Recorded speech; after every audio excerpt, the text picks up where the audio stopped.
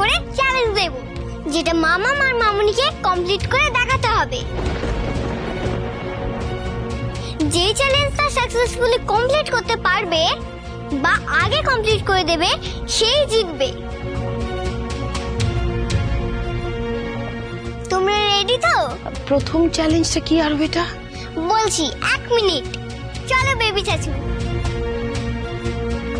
মমনি, আরও যাই চ্যালেঞ্জ দেখ না কেন, তোমাকে কিন্তু টাস্কটা কমপ্লিট করতে হবে যে করেই হোক। এই আরোহীকে কিছুতেই জিততে দেওয়া যাবে না, তাহলে কিন্তু এই বাইরের মেয়েটা অন্যকে বিয়ে করার পরেও আমাদের ঘাট থেকে নামবে না। আরে আমরা কেউ বিশ্বাস করি না যে আরও তোমাকে ছেড়ে ঋদ্ধিমাকে বেছে নেবে, কিন্তু পরীক্ষাগুলো পিসিমণি, হ্যাঁ, আরও যখন পরীক্ষা করে নিচ্ছে তার মানে ও কিছু ভেবে চিন্তেই হয়তো করছে। আমি চেষ্টা করবো পিসিমণি ও সাধ্য মতো পরীক্ষাটা উত্তর যাওয়ার। এবার একটা টস হবে, টসে যে জিতবে সে একটা কাগজ তুলবে।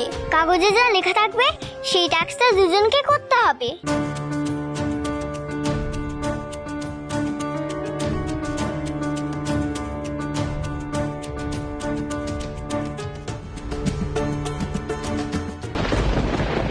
তাই এসব পরীক্ষা দেওয়ার কোনো প্রয়োজনই নেই, কারণ এই পরীক্ষায় জিতলেও আরুকে মায়ের ভালোবাসা আপনি কখনো দিতেই পারবেন না। কেন জানেন? কারণ একজন মায়ের নিঃস্বার্থ ভালোবাসা কি হয় সেটা আপনার মতো এরকম স্বার্থলোভী মানুষের পক্ষে বোঝা সম্ভব নয়। আরোহী, চিৎকার করে কোনো লাভ নেই ঋদ্ধিমা সেন। কলাভাজি না করে মানসিকভাবে হেরে যাওয়ার প্রস্তুতি নিয়ে নিন। এবার লাস্ট এক্সাম।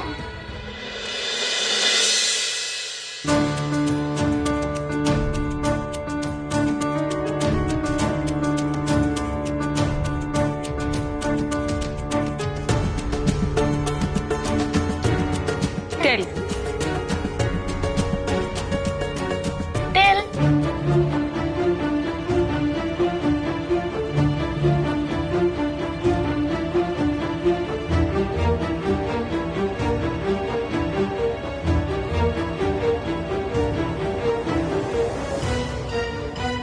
ভালোবাসার পরীক্ষা। এটাই আজকে লাস্ট এক্সাম। এখনো অবধি স্কোর মাম্মা 1 মামুনি 1। এই চ্যালেঞ্জটা যে কমপ্লিট করতে পারবে সেই আমার ভালো মা হবে, তার কাছেই আমি থাকবো। আরু বেটা, ওরা ভালোবাসার পরীক্ষাটা কিভাবে দেবে সেটা ওদের এক্সপ্লেন করে দাও। এবার যে যত কম সময়ের মধ্যে হিরো দাদুর চোখে জল আনতে পারবে সেই এই চ্যালেঞ্জটা জিতবে। মামা ফার্স্ট।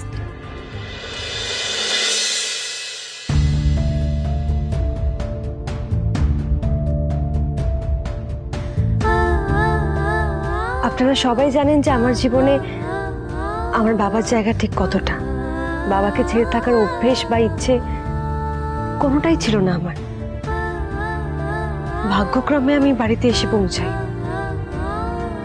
এখানে আমি সবার ভালোবাসা পেয়েছি,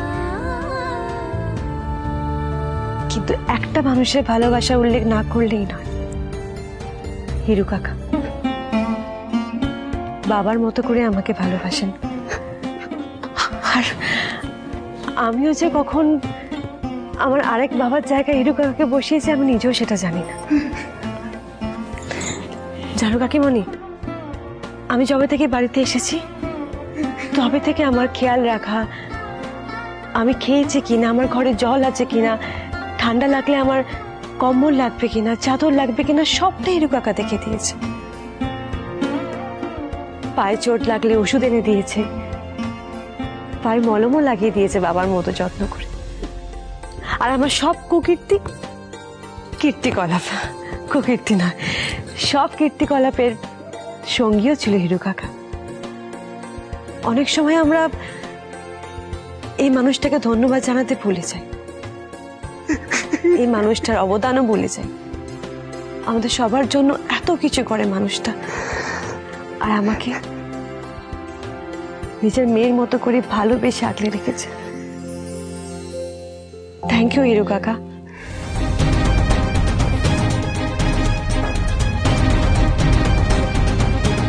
এবার আমি কি করব?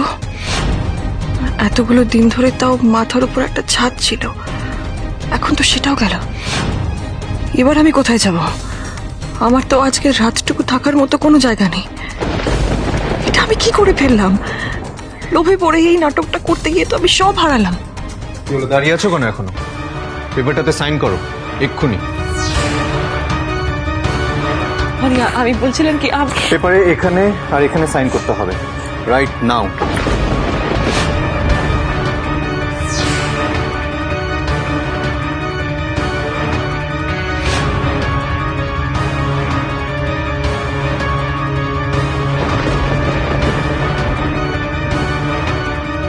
ব্যাস, দাদা ভাই আর বৌমনির ডিভোর্সটা হয়ে গেল।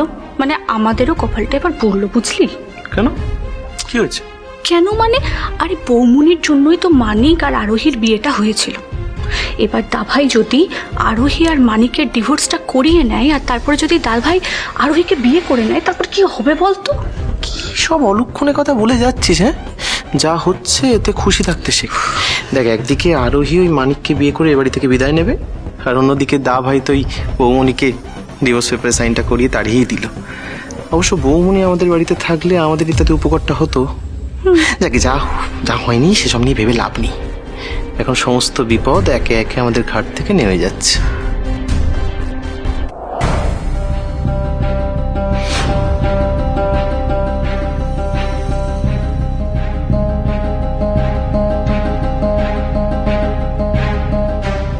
अब इस घर में तुम्हारी कोई जरूरत नहीं है, তুমি আসতে পারো।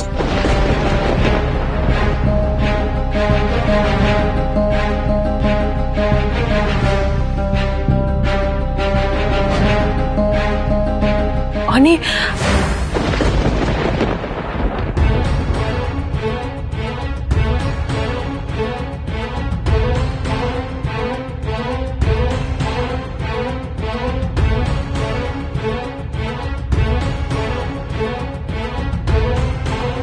আপনাকে বলেছিলাম না রিধিমা, আলোর কাছে অন্ধকারকে একদিন হারতেই হয়।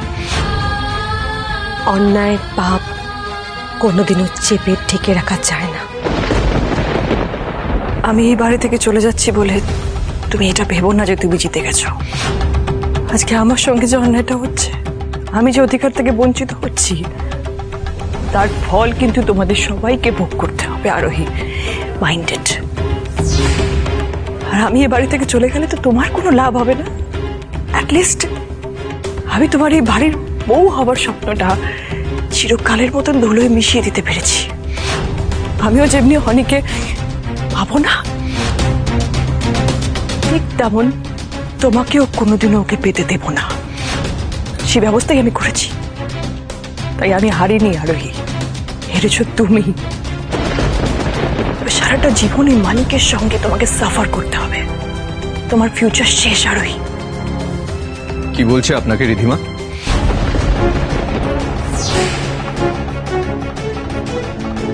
আমার ফিউচার নিয়ে না ভেবে আজকের দিনে নিজের ফিউচারটা নিয়ে ভাবুন। সামনে নতুন বছর, একটু চেষ্টা করুন নিজের ফিউচারটা যাতে সুন্দরভাবে কাটাতে পারে। আর হ্যাঁ, যদি ভুল বশত প্রতিশোধ দেওয়ার জন্য পাল্টা আক্রমণ করার চেষ্টাও করেন না, তাহলে মনে রাখবেন এই পরিবারের পাশে আরোহী চিরকাল থাকবে, যে কোনো লড়াইয়ের জন্য তৈরি।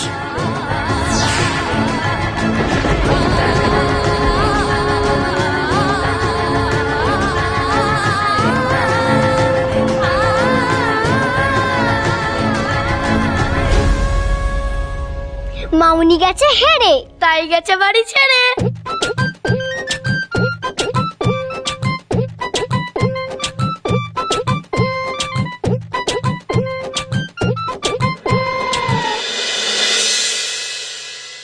শান্তিদীপ, আমি বুঝতে পারছি ওনাদের ব্যবহার তোমার মোটেই ভালো লাগেনি, কিন্তু তুমি বিশ্বাস করো, আমরা নিজের চোখে গিয়ে বিয়েটা দেখে এসেছি আর মেনেও নিয়েছি।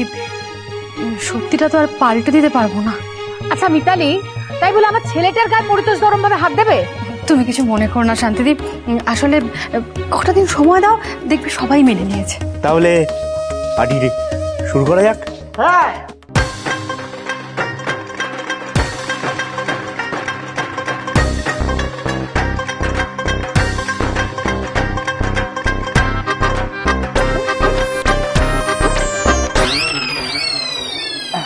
আমাকে বন্ধ করে দিল তো। কি হলো?